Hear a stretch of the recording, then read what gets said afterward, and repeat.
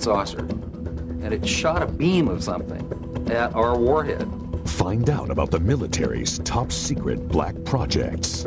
Area 51 is the most tightly secured installation in this country. I saw the object exhibit entirely unconventional flight characteristics. The government's search for extraterrestrial intelligence, which was abruptly terminated.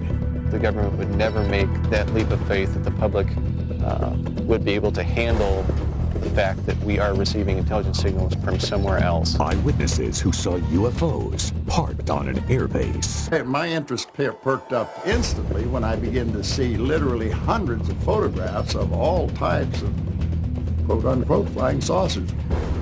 And the government conspiracy to crush the truth about UFOs.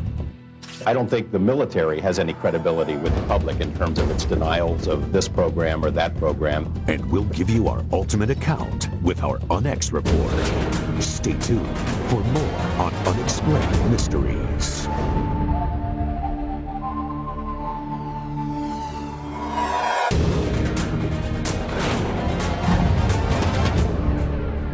Unexplained Mysteries, Undercover UFOs. The long-time U.S. policy of lies and disinformation may have put the public in danger. Security at several U.S. nuclear missile bases was breached when eyewitnesses reported bright lights just 200 feet from the missile silos. The speed it took off with, I've seen F-16s fly high rates of speed.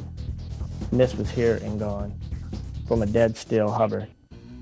Wordsmith Air Force Base, Oscoda, Michigan. Shuttered now, it was an important part of Strategic Air Command's Northern Tier Nuclear Bomber Retaliation Force.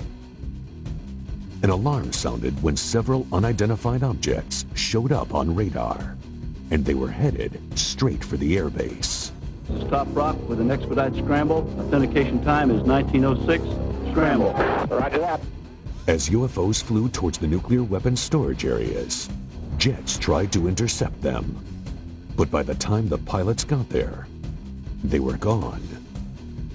There were at least a dozen U.S. and Canadian military bases that were overflown during a 3-week period. Air Force personnel reported numerous sightings and radar contact of the UFOs in official documents. All of the incidents took place near nuclear weapons facilities. When one object came low over a weapons storage area, that appeared to demonstrate a clear intent over this area, meaning it seemed to have intelligence.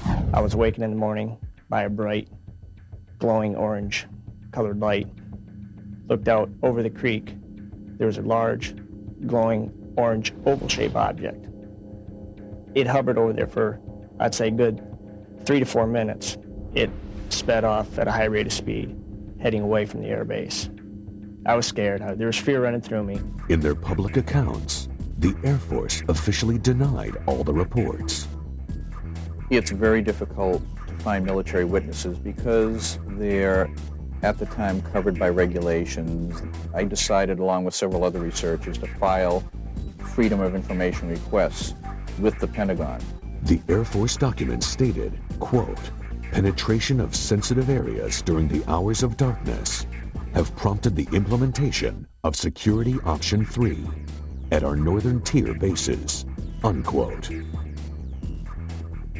The reason this is so significant and interesting is that they seem to be focused on atomic weapons. These bases, because of what they stood for, there were massive retaliation capability, and therefore they were very high security bases. Whatever this was flying around could just penetrate all these defenses at will.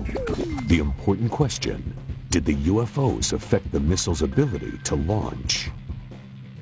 Malmstrom Air Force Base had several intrusions near missile silos, one involving an object which, according to one witness, hovered over the silo and somehow managed to change the tracking numbers on the missile.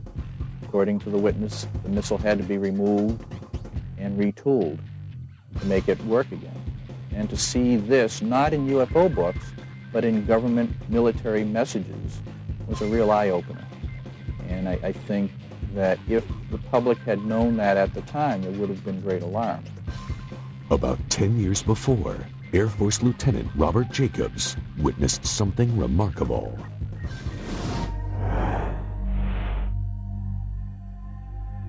Hair's going up on the back of my neck right now thinking about it, just remembering that day.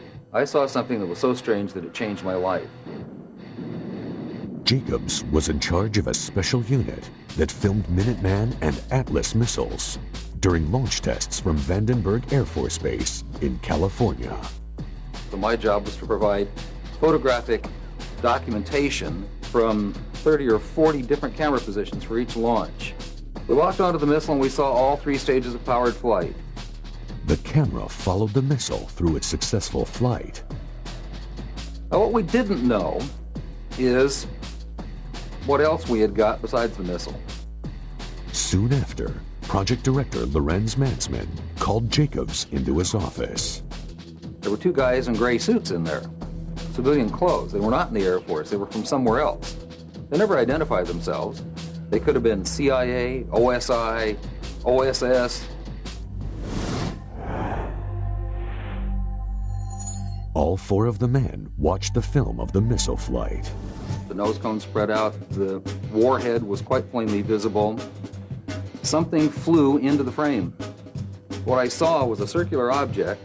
It was a classic flying saucer. And it shot a beam of something at our warhead. You have to imagine this thing is flying along at several thousand miles an hour. This stuff is flying along, and something comes into the frame and chasing it. And comes in like this and fires at it, and goes around like this and fires at it, and goes around like this and fires at it, and fires at it like this, and then goes back out that way. What the hell could do that? Suddenly, Jacobs was in the hot seat.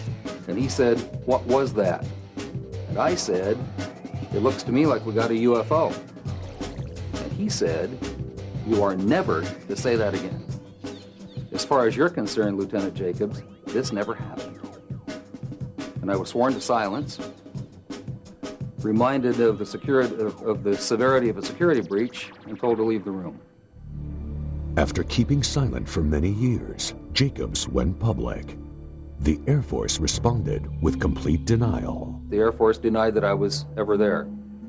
Despite the existence of the film, the Air Force denied that Jacobs was in charge of the special photo unit. They even denied he was in the Air Force at the time. They denied everything.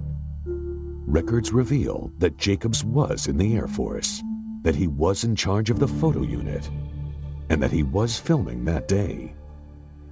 Major Mansman, his commanding officer who screened the film with him, wrote a letter confirming Jacobs' account of the UFO. The Air Force is probably not going to like this film, but there's nothing they can do about it. It exists. It documents the telescope, the people who were there, including me. And if there are any ramifications about it, I guess I just don't care anymore. Next on Unexplained Mysteries, is there a connection between top-secret black projects and UFO sightings? Certainly some of these things are going to look very strange. They're very unlike aircraft with which people are familiar. Is the military using alien technology in its black projects? I think the technology at Area 51 originally came from somewhere else. And what happens to people who want to get close to Area 51? I think that could be the biggest and perhaps the last mistake they are going to make in their life. We'll show you why NASA terminated its own probe that was getting information to life on Mars.